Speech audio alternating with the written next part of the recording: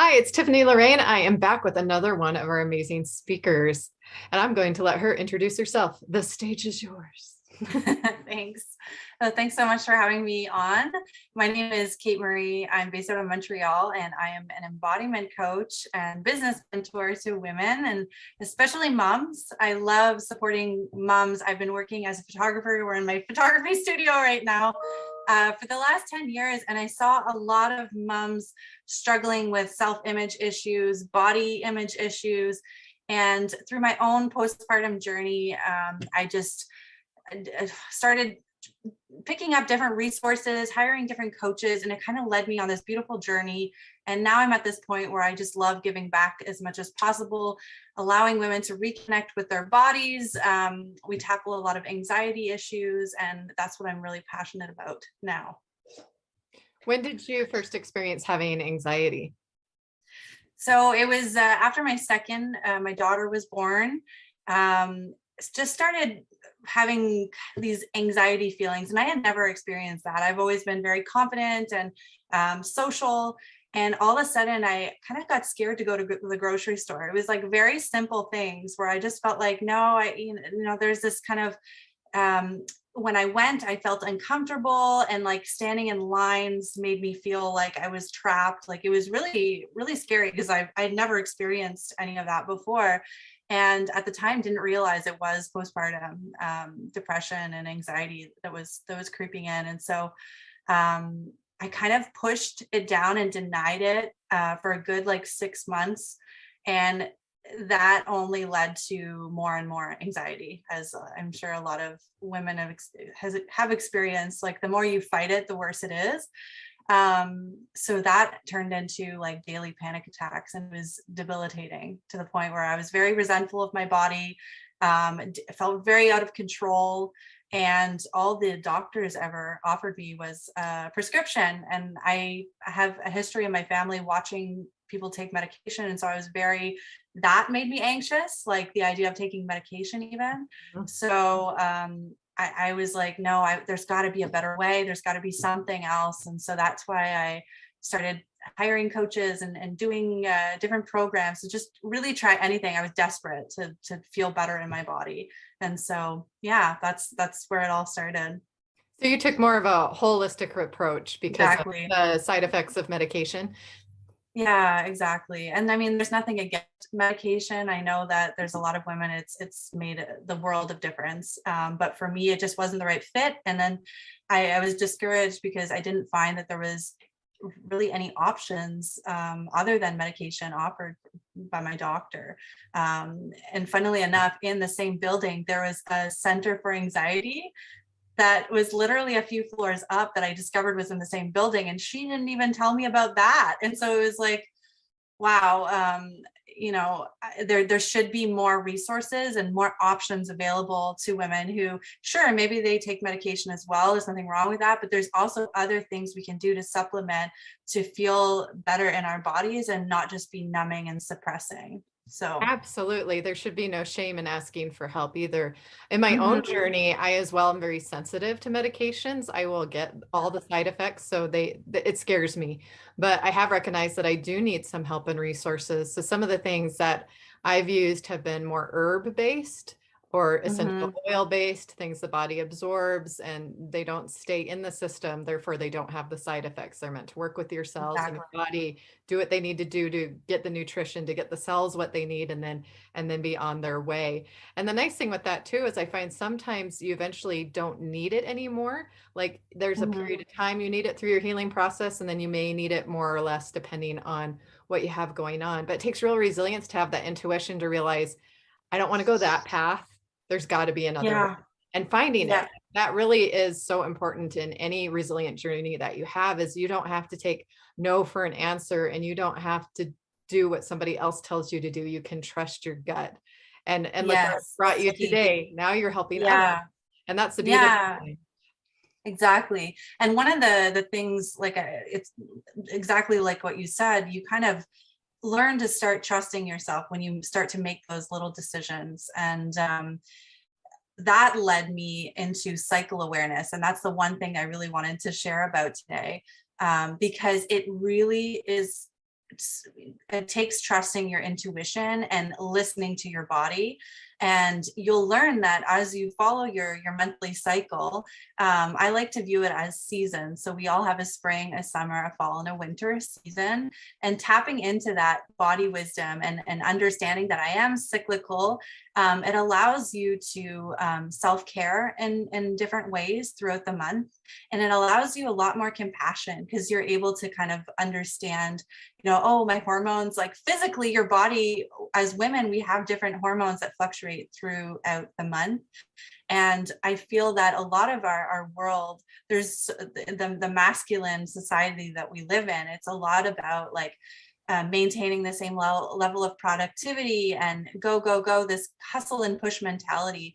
And so one of the things that has allowed me to really trust my intuition and trust in my body has been tapping into that cycle awareness. And it's allowed me to kind of learn different ways to care for myself depending on where I'm at also in the month. So that's been huge. That's amazing. I don't think I was even aware of that. I mean, other than the time of the week I'm craving chocolate like crazy, but yeah. The self-indulgence there a little bit, but yeah. Nothing wrong with that. We all need a little chocolate sometimes. Dark chocolate. It's gotta be dark chocolate, please. Yeah, me too. What are some other things that you've learned that you like to share with that? Is that what you help women with, is to be aware of that, or what is it exactly that you offer? Yeah, cycle awareness is a big part of what I do because, like you said, a lot of women are very aware of those kind of like fall and like winter cycles where we're PMSing and we're bleeding, and we kind of dread them a lot of the time. But I help them to see the gifts in that, because in the fall season we can actually use that time to really release a lot of that's built up. And when we don't release, we come back into our spring cycle with this kind of anxiety and resentment still within our bodies. So it's important to kind of like follow through the seasons. So that's a big part of what I offer, but we do all kinds of embodiment work. So other practices I love to use is breath work, like using your breath to calm your nervous system and to just kind of get to know yourself, be able to be present really with your body. The breath is such an amazing tool for that. So I use that, and even in my business mentoring, cycle awareness is a huge part of it, because there's going to be certain times in the month where you're going to be more willing and able to show up, and do interviews and things like this. Like I wouldn't do this if it was my winter season. And so it seems kind of crazy to like base your life around your inner world, but when you start doing it, and it, obviously you can't make everything work in your favor, but with that awareness allows for a lot more compassion, and it allows you to adjust as much as possible when you're able to. And it makes a world of difference for the mothers that I'm working with, just in their home life, but then also in their business life. Do you think it also helps with their relationships if people are more aware of like their partner knows where they're at in their cycle, or someone can be definitely a little more sensitive to maybe their mood? Yeah, well, conscious communications is something also that I teach about. It's important to a lot of the times, especially with our partners, the conflict comes when we aren't actually expressing what we need, because we don't really know ourselves. And so when you're able to kind of predict when those needs are going to come, and just by tracking your cycle and noticing the similar patterns that come up, your partner, like my partner has my cycle on his calendar, and he's like, oh, okay, like he's ready, and we both are kind of in sync with it. And it just makes for, it's easier for him to support me, and he knows kind of when to just kind of be there to support me. And then when he supports me, I am happy to support him. So yeah, it's an amazing tool all around, even for relationships. I think it's such a beautiful thing when we give other women the permission to embrace their femininity. We are in a very masculine society, and I myself, as a divorced single mother, have had to step into a lot more of my masculine power, but it doesn't attract what I want when I'm not balanced, and bring back some of that femininity into it. So anything that lets us be okay with the fact we have cycles, be okay with the fact that, we have instincts that we should be following. We also have intuition with ourselves that what we need to do to take care of ourselves is not something to be ashamed of or withhold from ourselves. We should do everything we can to educate ourselves and things like our cycle, our mindset, Yes. what coping mechanisms work the best for us during those times. I know for myself, I love music and I love certain scents like citrus scents bring me up. And those are things that I use. Can you give some examples of things your clients or you do that help bring them up and help them be resilient?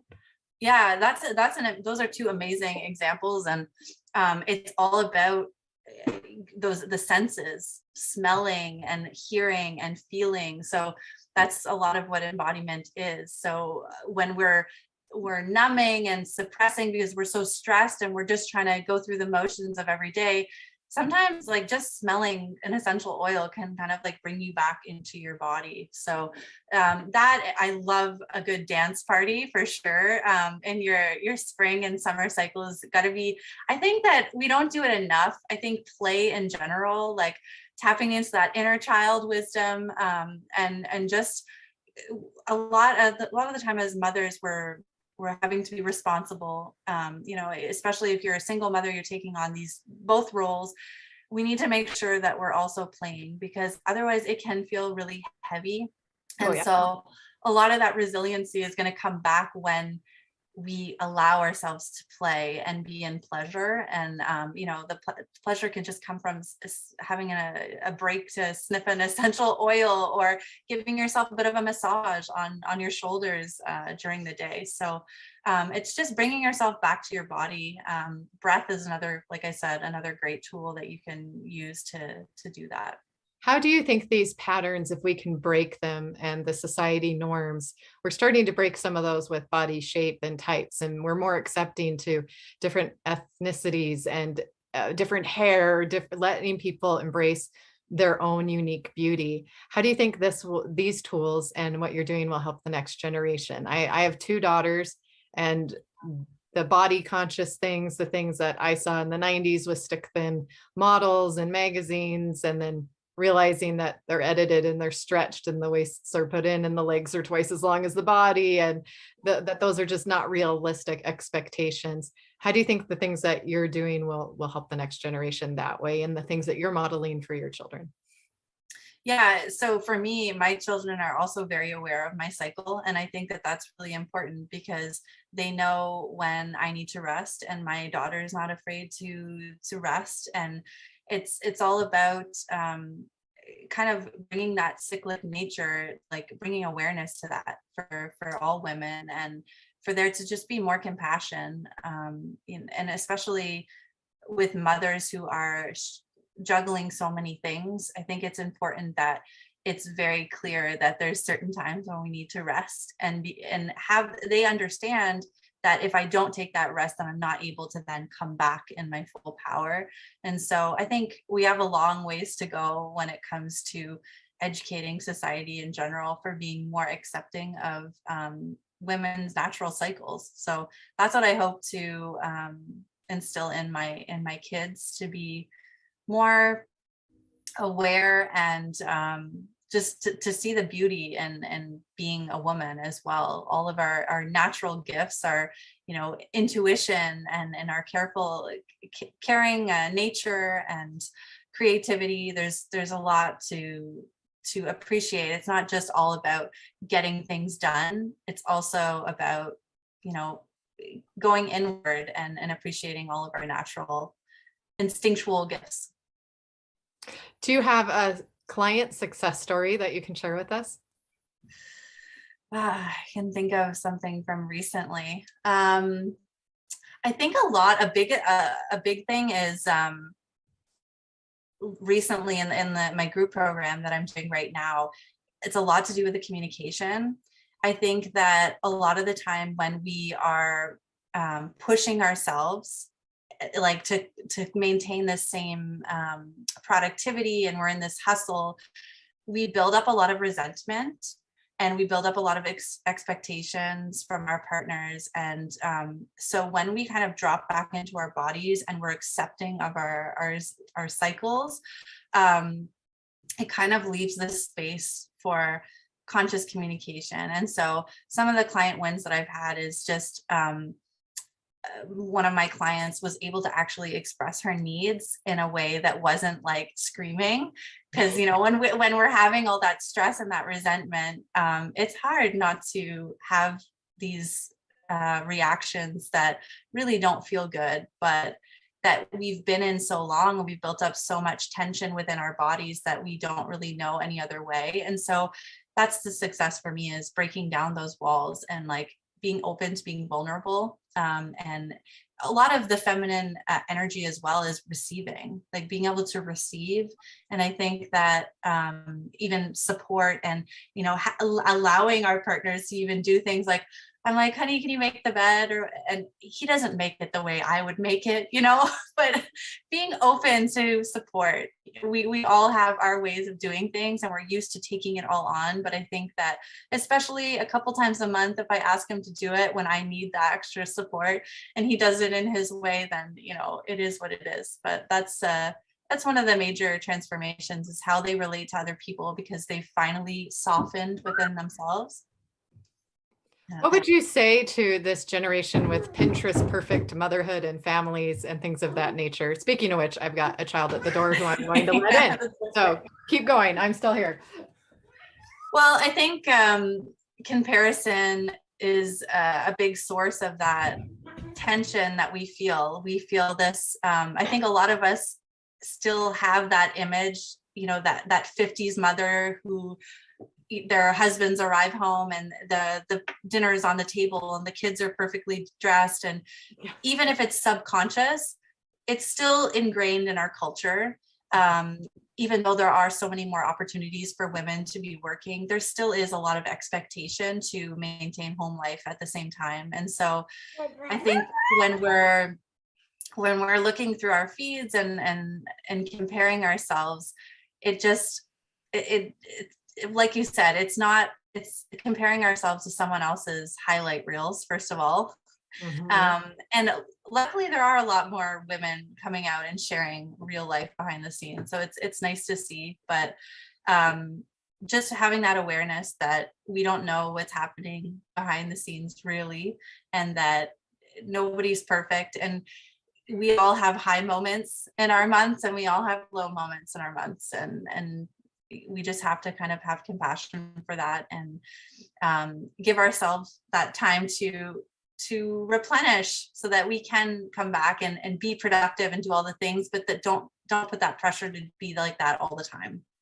And I think everyone's very different in their cycle too. Some people have heavier periods, for example. Some people have higher mood swings, different hormone changes, and then those also change as we go into menopause, or if we're having a baby, if we're postpartum. Like, there are huge shifts that we should be sensitive to into ourselves, and to not think we have to take it all on our shoulders and show up perfect.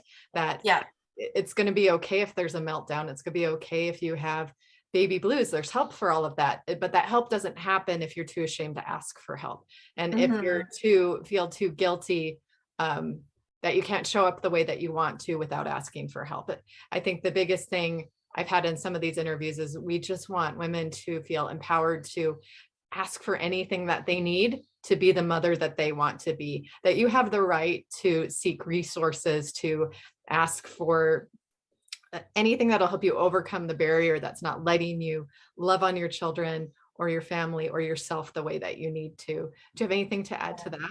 Yeah, and I think that the important first step is to really be honest with yourself and be able to kind of take note of what it actually is happening in your body and what are the thoughts that you're having. Because a lot of the time when I was experiencing it, I was denying it, and I was like, no, I have to be okay. Like, I have kids to look after, I have dinner to make, and this push down, and the things that I was saying or believing about myself, I wasn't really taking note of them. It's amazing how when you put pen to paper and you see it, you're like, wow, like you can't just let this. We need to process this and ask for support about this, because it's not okay to be having really discouraging thoughts about yourself and feel like you have nowhere to go. And there are so many people that are willing to help. You just have to take that step to choose that you want to have help and change. And I think too, that be unique. Don't blend in, stand out. You were meant to stand out. You were meant to do it your way. And maybe it's messier than someone else's. Maybe there's no right way. There's no right way. There's no right way. So just embrace yourself with the most authenticity that you can. And isn't that what everyone's seeking? Everyone wants to know, what's your story? What are you about? What are your core values, so that they can align with you if they are the same. And if they're different, we also need to embrace that it's okay that you are different than I am as a mother, that your way is your way. Your children are different than mine. And we need to be more compassionate and empathetic with each other and do what uplifts each other and doesn't tear each other down. And I'm planning that this community that I'm building will embrace more of that, and that everyone can see everyone's in a different place. Some are starting businesses, some have thriving businesses, some are home with their kids. No one is wrong. We never need to tell anyone anyone is wrong, and that they are a unique individual that we want to embrace. And we want to say, hooray, you're a mother. Hooray, you're a woman. Let's be the kind of women that collaborate. Let's be the kind of women that say congratulations when somebody has a win, and doesn't hold back from being a cheerleader for those who need it. So and to be present to the journey, I think too, is one of the last things that I add. If I have one regret, it's that when you're in that anxiety and that comparison mode, you don't really, you miss a lot. And so bringing yourself back to the body and being able to be present in every day is so important. And we need more and more of that. Absolutely. We have so much that's thrown at us to be consumers of media and consumers of other people's opinions of what we should be, that we do have to step back and get back into our bodies, step away from the screens, get out in nature, breathe. And we got to remember that that's something we have to implement. Nobody's going to do that for us. Nobody will do it for us. No. And if we need help, like we need a coach, we need someone like you along the way. Accountability is key. It's number one is just having someone knowing that they're cheering you on, and that, you know, you've got someone that's next week you're going to be able to share your progress with. It's huge. Accountability. Exactly. In high school, we have a ton of it. And then we become adults and there's like, unless you have great friends or great family that helps hold you accountable. And a coach is great for that. A counselor, a friend, somebody, tell them your goals, tell them what you're striving for, so then they can hold you accountable along the way. And then make it realistic, break it into little goals. That's why we're trying to talk about little things that you can do, the breathing, the essential oils, or the life patterns, the things that you need. And they're going to be unique to everyone. I love music. Somebody else is going to love going outside. Somebody else is going to love exercise. Somebody else is going to love reading books. Whatever works for you is your resilient superpower, is your way of being in tune with yourself. And the fun part is if you don't know what that is already, you get to explore that and just check in and be like, how does this make me feel? Do I like how that made me feel? What do I want to do about it? And I think a lot of us have been fed so many emotions to feel that we've become numb to our own emotions. And we need to get back in our body and listen and be quiet and calm. And I love that that's what you're doing for women. So how do people get a hold of you? And do you have something that you'd like to offer through your connections for this audience today? Yeah, sure. I mean, in general, I have an amazing group program for women who are just like wanting to have a quick introduction to the work that I do, to maybe just ground themselves back into their body and learn some of the tools. Because like I said, self-care, like some people might have picked up tools, like even on one of the good things about the internet is that you can be inspired by, you know, beautiful self-care practices, you know, those crystal face rollers or bubble baths and things like that. But they might not understand how that applies to them. Maybe they like that 2 weeks out of their cycle, but then there's other ways that they can care for themselves. And so The program really helps them to have like a massive toolbox of things that they can do to feel better in their bodies and feel more present in their life and have better relationships with their kids and their partners. That's a 6-week program, and everything can be found on my riseandembody.com website. So that would be the best place to check me out. And there's some free resources, meditations, things like that there. Wonderful. We'll make sure we attach those to the end of this video so that our audience can find those and they can connect with you and take advantage of these tools that they can use for themselves, not only to get in touch with themselves, but also to be resilient and to let the next generation be resilient as they see you do it and exempling it. They're going to follow that pattern, and we're going to create a great new pattern for others to follow. So now we're going to do our little mini dance party. It's dance time. Can I play the music? You ready to dance with me? Did you come to dance? Did you know it was time to dance? And I want to see your best Zoom box dance moves is what I'm calling it. Yeah. Okay. We're going to put this song. Ready? Ready to dance? So, I got to get the volume back up. Aspect to it, which oh, wait, hold on. Got to get past the commercial. Come on. Why is it playing commercials? Come on. 2, 3, 2, 1, 2. So cute. She knows how to count down. 3, 2, 1. Real good. Ready? Here we go. Look at dance. Show me your moves. Oh, I love your shirt. Show me your moves. Yeah, these are his Zoom box dance moves. Yeah. Show me your muscles. You got muscles? Give love some kisses. The Hulk muscles. Whoa. Hook muscles. Yeah. Let's dance. You want to spin? Spin. Yay. Party time.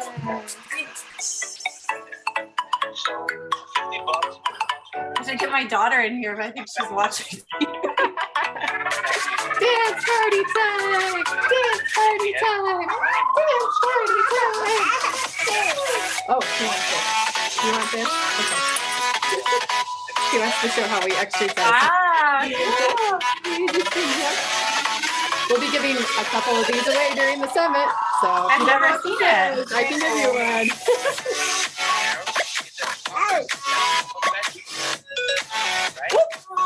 You okay?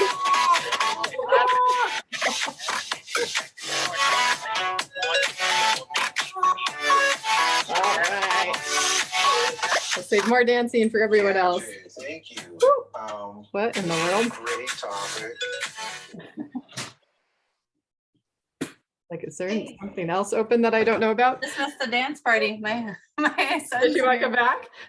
No, it's okay.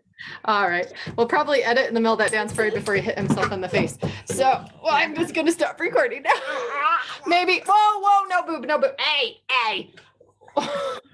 I'm weaning. He looks for every opportunity in my hands.